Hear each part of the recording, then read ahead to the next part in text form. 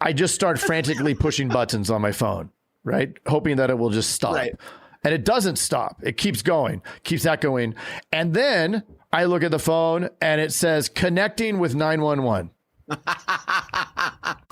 Hey, Craig, let's get into some coffee talk. Hey, I love it. I love doing some coffee talk.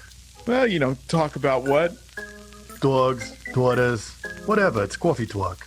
Coffee talk. It is 78 degrees in Craig's office right now. And he just told me if he does not change put the air conditioner on, within 8 minutes, he's going to kill someone. So we don't want that to happen. I am wearing a flannel shirt because when it dropped below 70 degrees in Tucson, it seemed like it was winter.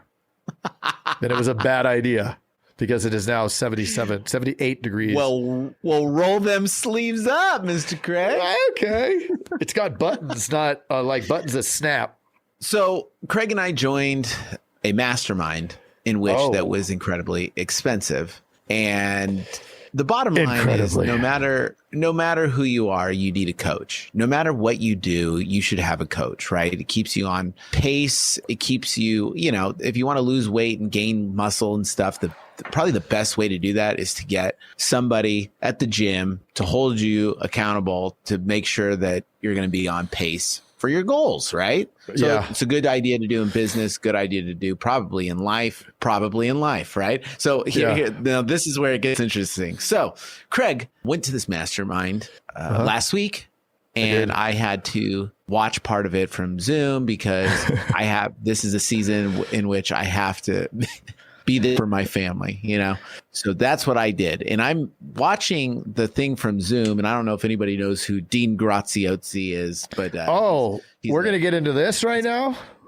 Yeah. I thought out of any mood that you're in, this would be the best time to jump into this. So let's do it.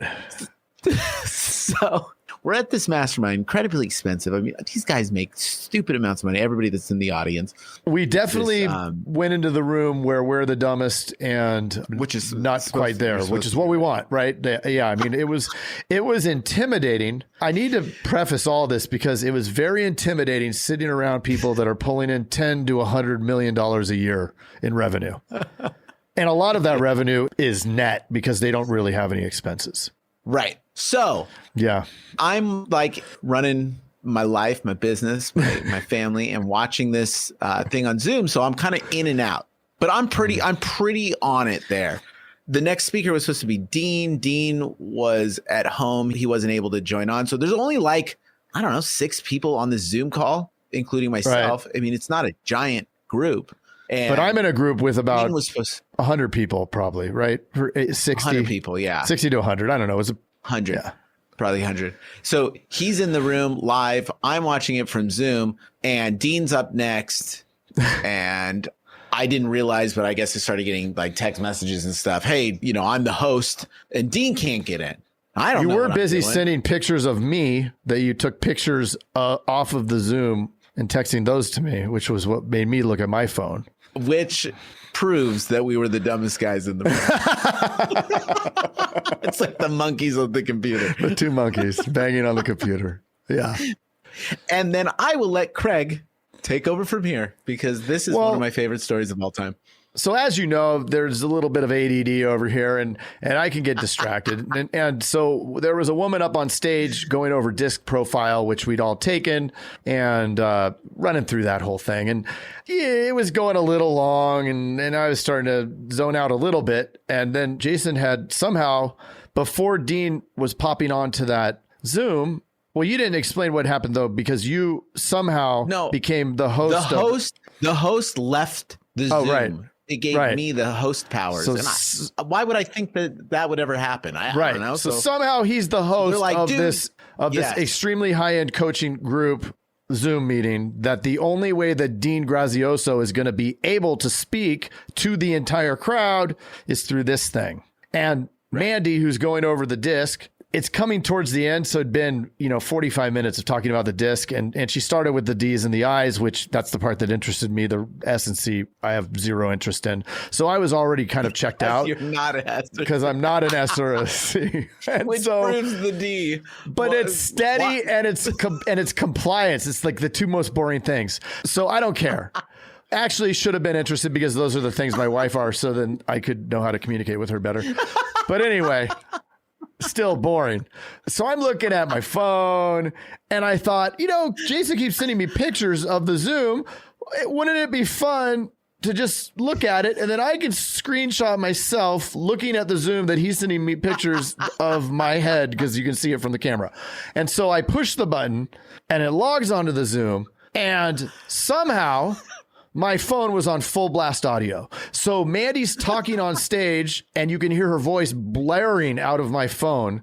And I'm right in the middle, right in the middle up front, like front row middle at this table. And I don't know that the whole room turned and looked at me, but at that moment it felt like they did because I saw two heads turn and like, hey, shh. And I'm like, holy moly, that's me. And I just start frantically pushing buttons on my phone. Right? Hoping that it will just stop. Right. And it doesn't stop. It keeps going, keeps echoing. And then I look at the phone and it says connecting with 911. Or it said connecting with emergency services. And I'm like, no. And so I'm like, now I'm really panicking. So they answer, hello, 911 services, like in front of everybody. And I'm just like, hang up. I hang up. I don't care. I hang up and I'm like, okay, that's over with. And I'm like, just act like everything's normal. I'm like looking up at me, really focused now. And I think I had sweat dripping down my face. And then they call back. So 911 is calling back and I hang up on them again. And I think, well, this is going to keep going. Like they're not going to, it's 911. They don't stop calling back, right? I mean, I don't really have much experience with it, but I would guess that they just keep calling or they figure out where you are and they show up. So I'm like, either of those is not a good option. So I just stand up in the middle of the thing and I like beeline out of there, like close to running. And I get out, I get towards the door, and that's when Robbie came. So Robbie, the guy that kind of is the MC and running everything, he comes up and he goes, I've been looking all over for you. And I'm like, I'm dealing with this other thing. I got to call the 911. And I went outside and he's just like, what? You just blew me off. And so we end up, Robbie needed to talk to me because he was trying to get in touch with Jason because Jason had hijacked the thing so that the next speaker couldn't get on, which was happening right then. And then I'm outside and he never found me. So I guess it was good that they didn't need me, but I'm outside. I had to call 911 and explain the whole situation because they didn't believe me. They thought I was a serial killer and somebody else had taken my phone. So I'm explaining that I'm at an event. I got to get back in there and this whole thing. And then the speaker who it happened during came outside. She's like, I needed to get some air. And she's like, what was all the commotion of there? And I'm like, oh my gosh. And so then I told her the story and she was laughing so hard. Did you say that she gave you a hard time that you weren't in there watching her? Like, why she's like, why did you get up and leave right before the end? And I'm like, well, let me explain. And then I explained that Robbie had also brought up that Jason had locked out Dean, and she was laughing so hard that she then had like a mini asthma attack and she had to like sit down on the ground in the alley. And I'm like, are you okay? Do I now have to call 911? And she's like, laughed more. And I'm like, this isn't helping. No, they won't come. I need to use your phone. So that's what happened at the coaching event. That is phenomenal. It was pretty awesome. And it definitely goes to show that we are in the right spot because we are definitely the dumbest in the group. But I'll tell you, for as much as we paid, which is significant for that, for just being there amongst those people, and there's still 3 more, and hopefully, Jason, you'll be able to go to 1 or 2 of them. There's still 3 more this year. Not to. Yeah. Well, that's a long story. It sounds wrong, but it's the right thing. But anyways, continue. I would say that we got more than our money back already from what we grabbed from that. And being able to hang out in that room and the connections we made, like it was remarkable. Like just like the little nuggets that like we've already implemented. We've already executed. Right. A week later, we've already executed a few of those things. The perfect script, right? That's in force now. And that actually has already gotten results, which is incredible. And it's just remarkable, you know?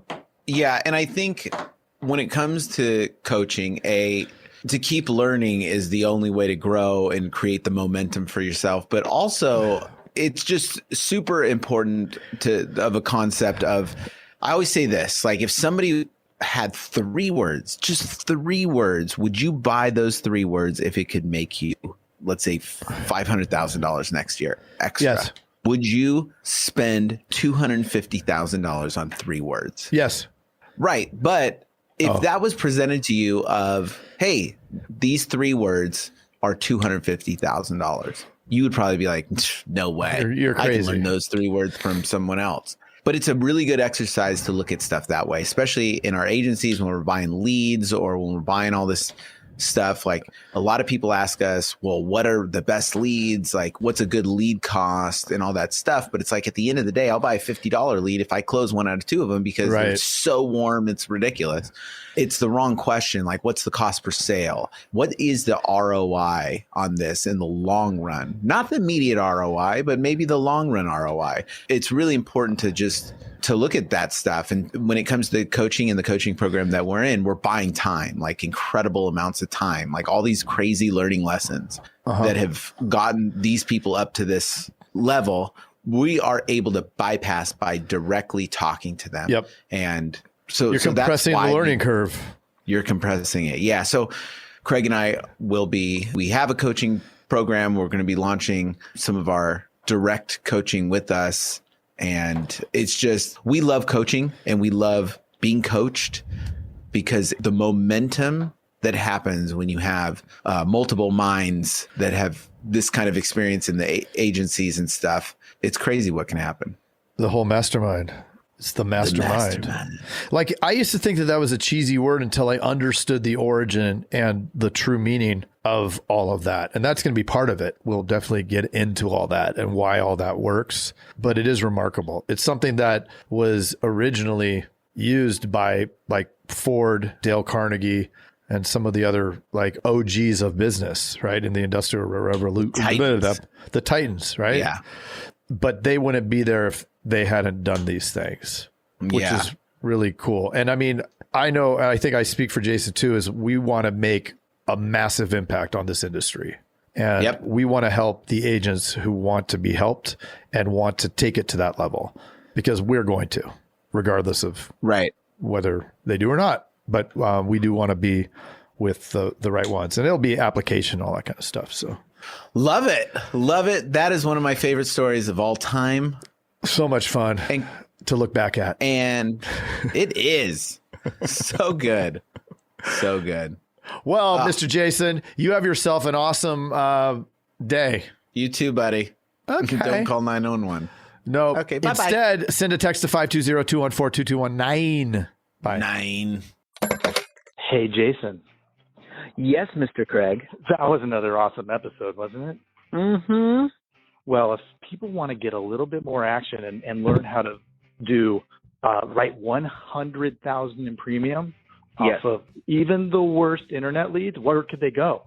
They can go to live.teledudes.com. Ooh, that sounds exciting. Are we going to be there? Yes.